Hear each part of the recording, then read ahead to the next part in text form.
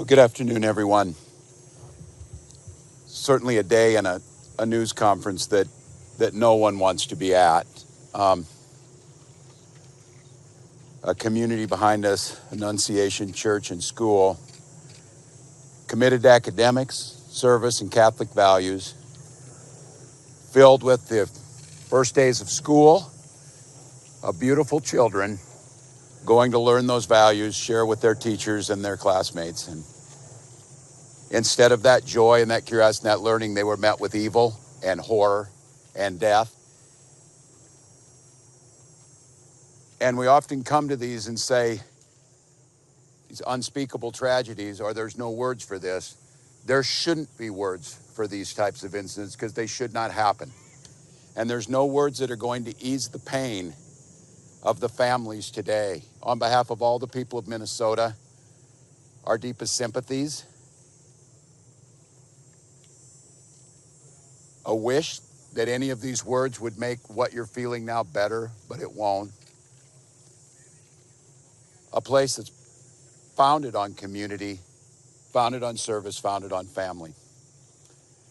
I'd like to give special thank you to the mayor and the team in Minneapolis, the Minneapolis Police Department, Hennepin County Sheriff's Office, Minnesota State Patrol, the BCA, so many agencies, our federal partners in the FBI, the first responders, and the heroic work that's happening now as we speak at multiple medical locations, including Hennepin County Medical Center, where most of our children were transported to receive the life-saving care. The thoughts and prayers and the hopes and the support that we need to give them in this moment too is critical. Speaking with all the people here and grateful to our federal partners, Senator Klobuchar speaking early this morning and receiving a call from President Trump, who was with his leadership team of the Attorney General and the Vice President, expressing their deep condolences amongst the horror that happened and an offer to provide the support to the folks here in Minnesota of what's needed. So there's a lot of cameras here, and unfortunately, we have been through these types of things. They will be gone at some point. All of you, you have to do your jobs. But what happened here today will not be gone. Minnesotans will not step away. We'll stand with this community. We'll redouble ourselves to do the best we can to understand what we can do to prevent any parent from having to receive the calls they received today, from any school dedicated to children having to respond to a situation that, as we said, is unthinkable, but that's all too common, not just in Minnesota, but across this country.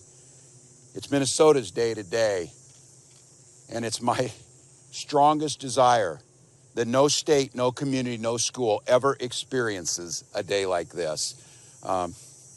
So I ask the rest of the folks around the country who are watching, keep us in your thoughts and prayers, but also keep us in the thoughts for action. Keep us in the ideas that we can work together.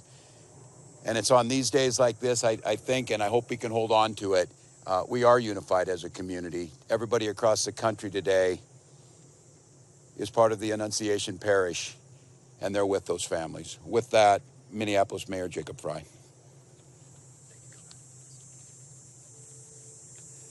Thank you, Governor. Throughout the morning, we have seen this extraordinary Minneapolis family step up in thousands of different ways.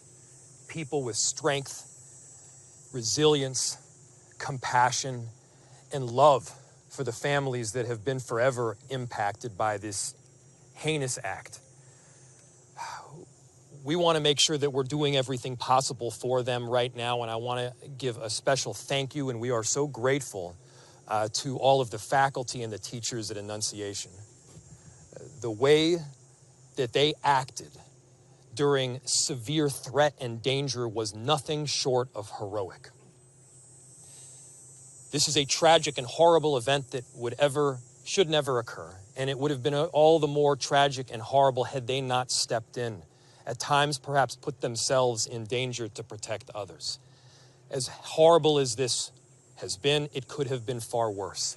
I'm grateful for our law enforcement partners, our police officers in the Minneapolis Police Department and other law enforcement agencies well beyond that step up, that answered the call to make sure that they were running towards danger when so many of the rest of us would have run in the other direction. Thank you. We are so appreciative of your service. To Principal DeBoer and your whole team, the ethic that you have showed, the love that you've shown, it's flat out incredible. And at the same time, look, we need to be doing more than talking. It can't just be words. There needs to be action. And when we have seen school shooting after school shooting, when we have seen churches get shot up by horrible actors, I think the impetus has to be on all of us as leaders to do a whole lot more, to recognize that we've got more guns in this country than we have people. And it's on all of us to recognize the truth and the reality that we can't just say that this shouldn't happen again and then allow it to happen again and again beyond that. It's on all of us. And I have heard about a whole lot of hate that's being directed at our trans community. Anybody who is using this as an opportunity to villainize our trans community or any other community out there has lost their sense of common humanity. We should not be operating out of a place of hate for anyone. We should be operating from a place of love for our kids. Kids died today. This needs to be about them. This needs to be wrapping our arms around these families with every bit of love that we can possibly show. And I know that our Minneapolis family and well beyond is prepared to do exactly that. And so my message to everyone out there is, again, these families are experiencing some acute pain right now. But don't just think of these as somebody else's kids. Think of your own. Let's make sure that we're acting now to not just say it's never happening again, but ensure it doesn't. Our chief of police, who's been working tirelessly throughout the day, along with, again, a number of different law enforcement agencies, investigators, federal partners, state partners. Thank you, Senator Klobuchar, for being here. Been working tirelessly, and I'd like to invite him up to give some more of the details that have come up. Chief. My name is Brian O'Hara, B-R-I-A-N, O''H-A-R-A. I am the Minneapolis Police Chief. Good afternoon, and thank you all for your patience as we continue to gather the facts in this investigation into this truly unthinkable tragedy that happened here earlier today. I want to make sure that we are providing the most accurate information possible, particularly as we speak around our victims. At this point, we know we have a total of 19 victims from this tragedy. 2 were young children, ages 8 and 10, that were sitting in the pews at Mass when they were shot and killed. They were pronounced deceased on the scene. There were another 14 children between the ages of 6 and 15 that were injured by gunfire. There were also 3 adults in their 80s that were parishioners here attending Mass that were also shot in this incident. The families of all of the children that have been affected have been notified. The coward that shot these victims took his own life in the rear of the church. That coward has been identified as 23-year-old Robin Westman, no prior criminal history. As to the weapons used to perpetrate this horrific attack, there was a rifle, a shotgun, and a pistol. All 3 had been lawfully purchased by the shooter. At this stage, we believe that the shooter had acted alone. There is no indication of other suspects directly involved in carrying out this attack. Our investigators are working with other agencies in the process of executing 4 search warrants. One is for the church itself, where this crime occurred. The other 3 are residences nearby in the metro that are related to this shooter. Additional firearms are being recovered from those 3 residential locations as we speak. We are also aware of a manifesto that the shooter had timed to be released on YouTube. This manifesto appeared to show him at the scene and included some disturbing writings. That content has since been taken down with the assistance of the FBI, and it now remains under active review by our investigators. We know this community is reeling and is in pain.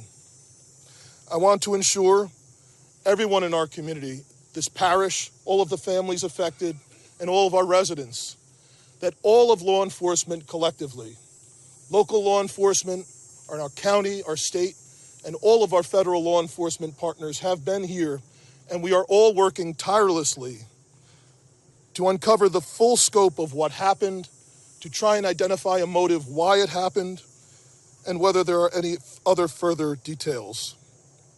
We will continue to share updates as the investigation progresses, and we remain committed to being as transparent as possible while protecting the integrity of this investigation.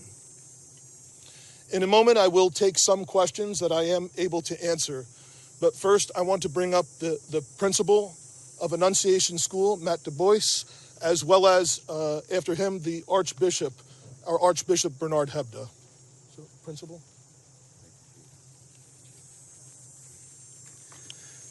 Good afternoon, everyone. To any of our students and families and staff watching right now, I love you. You're so brave, and I'm so sorry this happened to us today. Within seconds of this situation beginning, our teachers were heroes. Children were ducked down. Adults were protecting children. Older children were protecting younger children.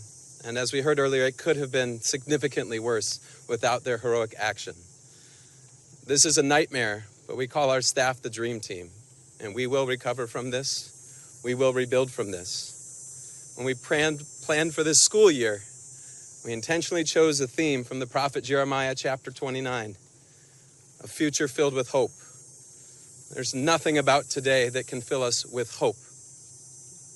We, as a community, have a responsibility to make sure that no child, no parent, no teacher ever has to experience what we've experienced today, ever again. I need everybody to commit those words to your speech patterns, never again. We lost 2 angels today. And please continue to pray for those still receiving care. We can't change the past, but we can do something about the future. There's an African proverb that says, when you pray, move your feet. So I beg you, I ask you to please pray, but don't stop with your words. Let's make a difference and support this community, these children, these families, these teachers. Never again can we let this happen. I love you, Annunciation family. We're with you, and we will be stronger when this is done. Archbishop Hebda will be coming next.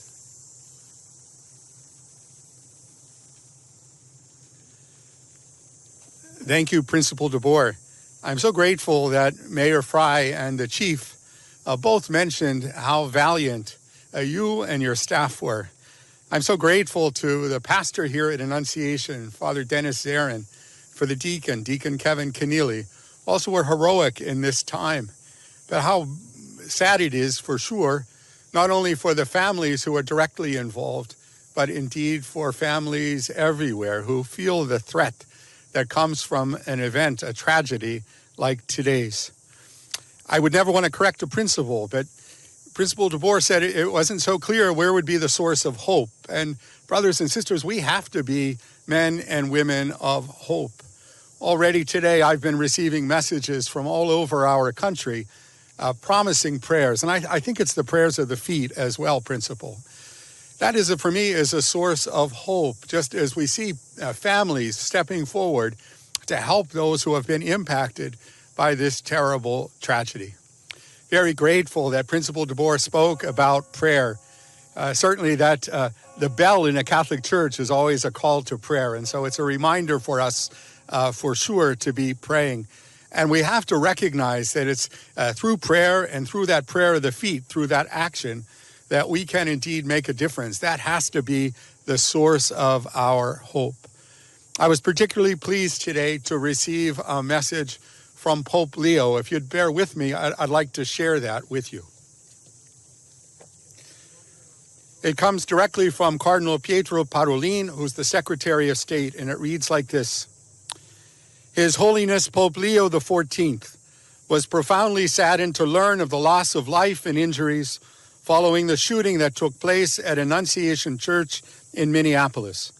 And he sends his heartfelt condolences and the assurance of spiritual closeness to all those affected by this terrible tragedy, especially the families now grieving the loss of a child, while commending the souls of the deceased children to the love of Almighty God. His Holiness prays for the wounded as well as the first responders, medical personnel, and clergy who are caring for them and their loved ones.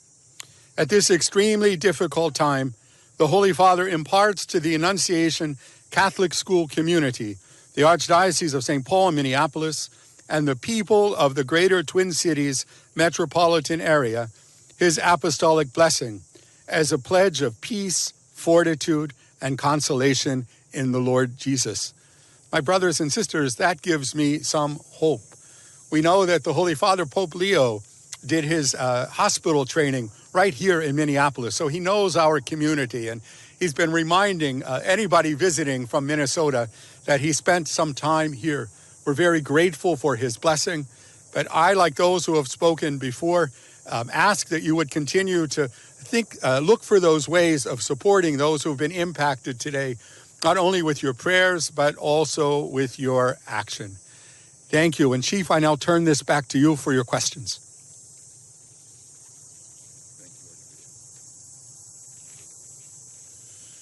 Thank you, Archbishop. As I mentioned, obviously the investigation continues in its preliminary stages. I will take some questions now. And additionally, we will let you know when we can provide some updated information. How are the injured students doing? What are their conditions at this point? The question from Matt was, how are the injured students doing? I believe all of them have their parents with them now, and they are all expected to survive. All of the remaining victims are expected to survive. There is a range of injuries, however. Chief, you said the weapons were acquired legally. Do we know when and where they were acquired? I can tell you they were purchased recently.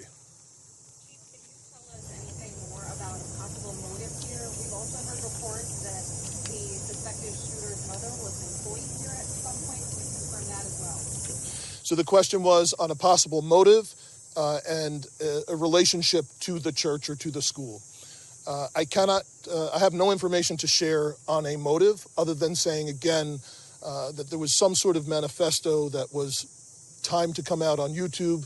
It's been taken down and our investigators are going through that to try and develop a motive from that. Additionally, there are these 3 search warrants happening in residential locations, and we may very well